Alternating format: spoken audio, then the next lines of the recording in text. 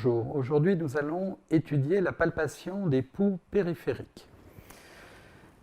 Je vais prendre le pouls radial, je sens quelque chose et après je ne sens rien. Quand je sens quelque chose, c'est la systole, quand je ne sens rien, c'est la diastole. C'est que la palpation d'un pouls est quelque chose de facile si on est bien situé. Que se passe-t-il lorsqu'il existe une sténose sur une artère ou lorsqu'une artère est thrombosée?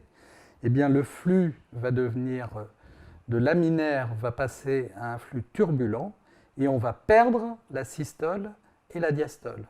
Donc le sang circule toujours, la main est toujours irriguée, mais je vais perdre le pouls.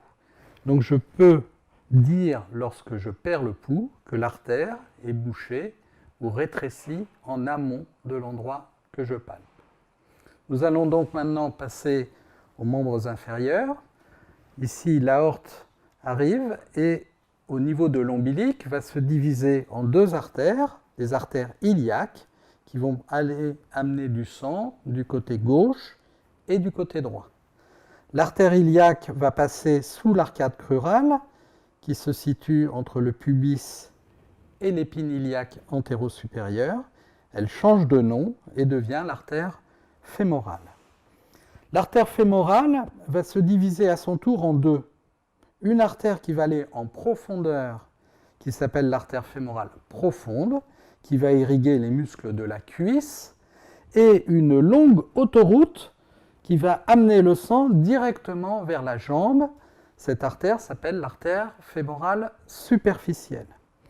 Elle est tout d'abord interne, puis elle va changer de loge dans un canal musculaire, le canal de Hunter, et va passer en arrière pour devenir l'artère poplitée. Cette artère poplitée va à son tour se diviser en trois artères.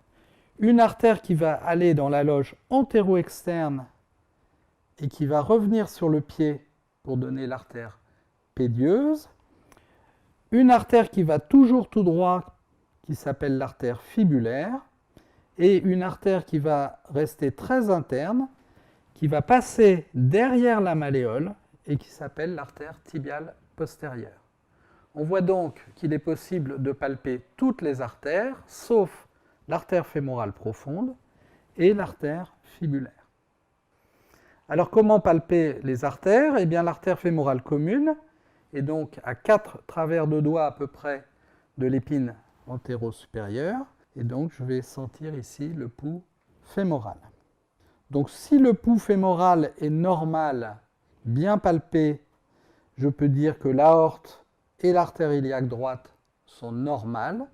Si par contre je ne palpe pas le pouls fémoral, ça veut dire que l'artère iliaque est probablement bouchée ou rétrécie du côté droit, surtout si je palpe bien le pouls du côté gauche.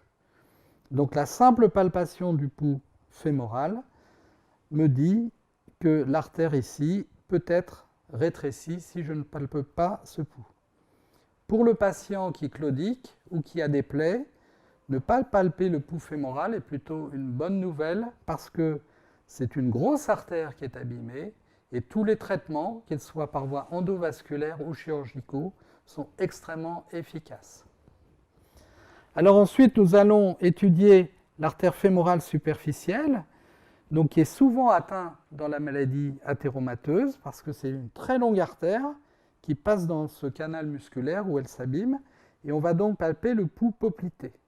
Donc si j'ai un bon pouls poplité, je peux dire que l'artère fémorale superficielle est normale. Si je n'ai pas de pouls poplité alors que j'ai un bon pouls fémoral, je peux dire que l'artère est rétrécie ou thrombosée entre ces deux points, donc l'artère fémorale superficielle. Pour palper le pouls poplité, habituellement on plie un petit peu le genou, on demande au patient d'être bien décontracté. L'artère poplitée est en arrière et elle est profonde, donc on va essayer de mettre ses doigts un peu en crochet et essayer d'appuyer relativement fort pour sentir le pouls poplité, en sachant que l'artère est bien au milieu lorsqu'on palpe. Ici, par exemple, je n'arrive pas à sentir le pouls poplité, donc je vais allonger le genou et je vais recommencer en appuyant fort. Et ici, je sens le pouls poplité. Ensuite, nous allons donc étudier l'artère tibiale antérieure qui va donner l'artère pédieuse. Donc, elle va passer entre les deux malléoles à un trajet un petit peu variable. Donc, on va essayer de mettre ses doigts dans ce sens-là pour balayer au maximum, pour sentir le pouls pédieux. Donc là, je le sens très bien. Donc ensuite, je vais me remettre le long de l'artère pédieuse. Et on peut ainsi le sentir jusqu'au pied.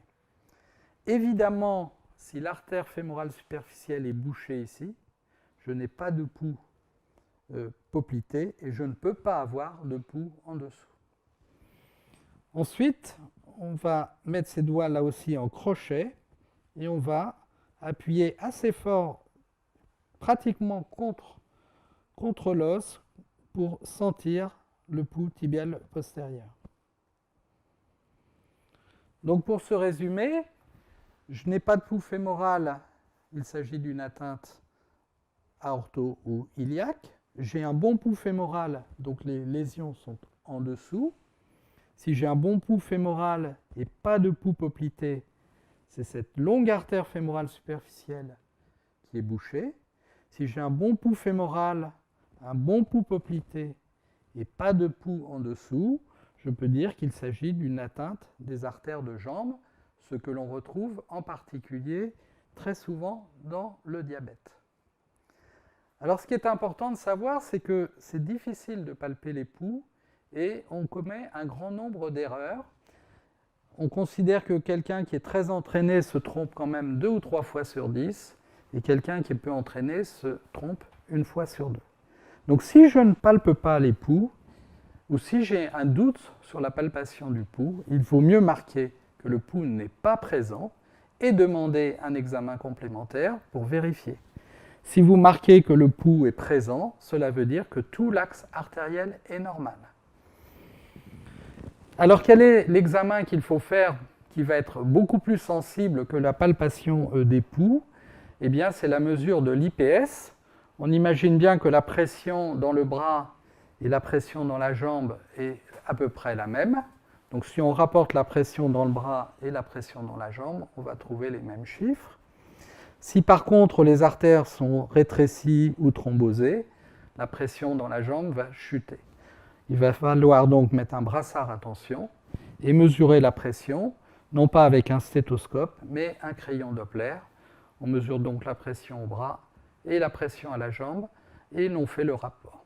Et on obtient un signe qui est très sensible, d'artériopathie des membres inférieurs.